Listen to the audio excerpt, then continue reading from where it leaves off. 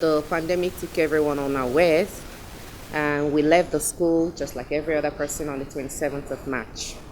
So since then, initially we thought students will resume after the Easter holiday, but things didn't work out that way. So what did we do? We decided to run an online lesson. That went very well.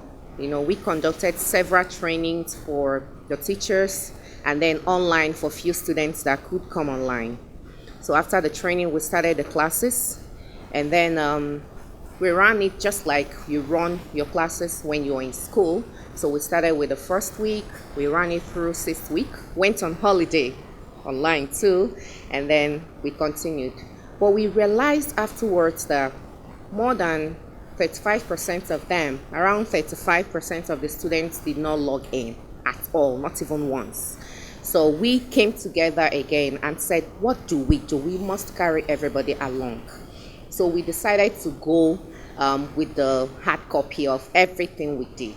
So what we did was to print all the lesson notes, and then for the English and mathematics, because we all know that's the core, those are the two core subjects, we recorded the classroom teaching of them and compiled them in a CD. Okay, so what we do, your handout comes with a CD.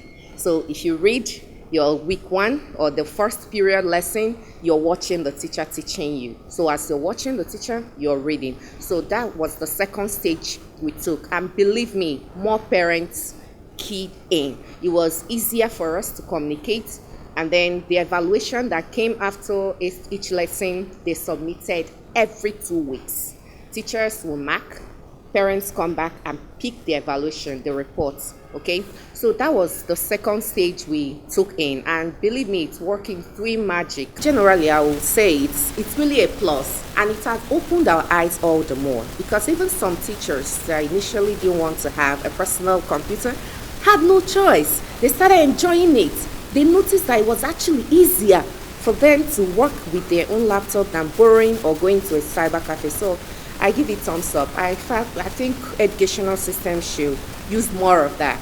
We started planning on how to help our students, how to alleviate their academic problem, because they're in the house, in their various homes. And as girls, we're supposed to keep them at home, keep them busy. So I initiated the WhatsApp teaching, the online teaching to my teachers, and they accepted. Not minding that it will cost them data, they accepted. First of all, we created links. JS1, JS2, JS3.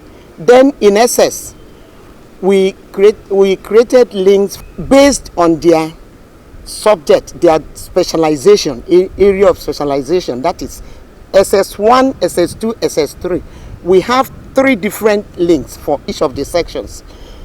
SS1 Science, SS1 Arts, SS1 Commercial, the same thing with SS2 and SS3.